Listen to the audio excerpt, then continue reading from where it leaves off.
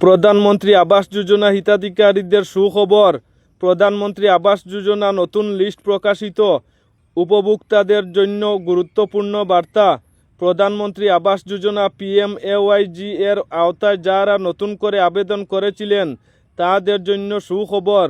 সরকারের পক্ষ থেকে নতুন লিস্ট প্রকাশিত হয়েছে। যাদের নাম এই তালিকায় অন্তর্ভুক্ত হয়েছে তারা দ্রুত নিজের এলাকায় সেলফ হেল্প গ্রুপ, SHG, গ্রাম সখীর সঙ্গে যোগাযোগ করে KYC ডকুমেন্ট জমা দেওয়ার জন্য অনুরোধ জানানো হয়েছে। প্রয়োজনীয় ডকুমেন্টসমূহ: রেশন কার্ড অবশ্যই ছবিসহ হতে হবে। আধার কার্ডের সঙ্গে মোবাইল নম্বর সংযুক্ত থাকতে হবে। যদি সংযুক্ত না থাকে তবে অবিলম্বে নিকটবর্তী আধার সেন্টারে গিয়ে মোবাইল নম্বর লিঙ্ক করতে হবে। জব কার্ড না থাকলে আবেদনকারীরা নতুন ঘরের প্রথম, দ্বিতীয় ও তৃতীয় কিস্তি থেকে বঞ্চিত হবেন। তাই দ্রুত ওয়ার্ড সদস্য বা গ্রাম পঞ্চায়েত সভাপতির সহায়তায় জব কার্ড সংগ্রহ করতে হবে। প্রশাসনের আহ্বান: সংশ্লিষ্ট কর্তৃপক্ষ জানিয়েছেন উপভোক্তারা যেন আর দেরি না করে প্রয়োজনীয় নথিপত্র জমা দেন।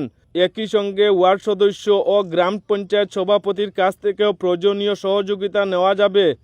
সতর্কবার্তা: যারা আবেদন করেছিলেন তারা অবশ্যই নিজ নিজ নাম নতুন তালিকায় রয়েছে কিনা তা দেখে নেবেন। এই খবরটি প্রত্যেকের কাছে পৌঁছে দেওয়ার জন্য সবার সহযোগিতা কামনা করা হয়েছে।